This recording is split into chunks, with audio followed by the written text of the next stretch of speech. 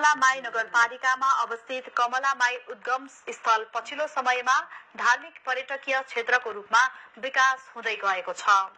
कमला नदीको उत्पत्ति स्थलमा विभिन्न सरकारी निकायले भौतिक पूर्वाधार निर्माण गरेसँगै सो क्षेत्र धार्मिक पर्यटकीय गन्तव्यको रूपमा विकास हुँदै गएको हो।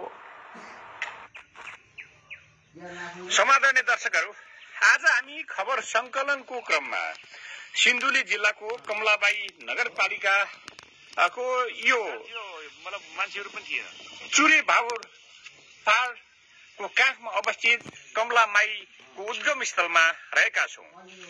पृष्ठभूमिमा यहाँहरू देख्न सक्नुहुन्छ, पछिल्लो समयमा यो कमलामाई उद्गम स्थललाई पर्यटकीय क्षेत्रको रूपमा विकास गर्नको निम्ति कमलामाई नगरपालिका, प्रदेश सरकार, संघीय सरकार लगायतका विभिन्न सरकारी निकायहरूले यो क्षेत्रको दिगो विकासको निम्ति आर्थिक सहयोगहरू गरेपछि विगतको तुलनामा यो कमलामाई मन्दिर उद्गम स्थलले केही परिवर्तन देखाएको छ र यसलाई पर्यटकीय गन्तव्यको रूपमा विकास गर्नको निम्ति थप टेवाहरू पुगेको छ।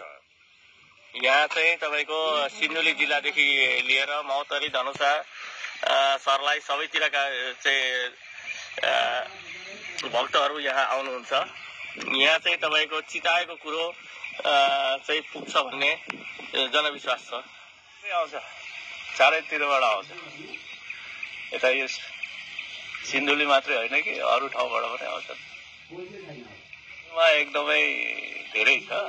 अब हाम्रो चाहिँ विश्वास पनि धेरै छ। त्यसैले गर्दाखेरि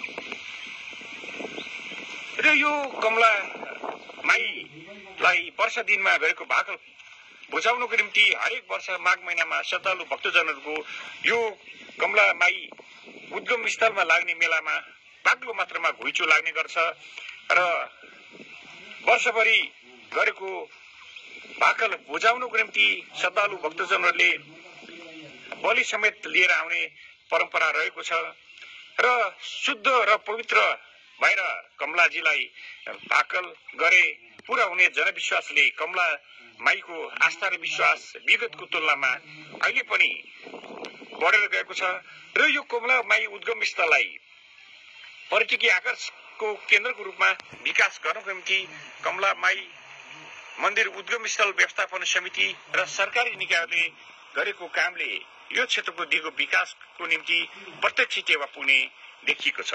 एभेन्यूज खबरका लागि शंकर कार्की, कमलामाई उद्गम स्थल, सिन्धुली।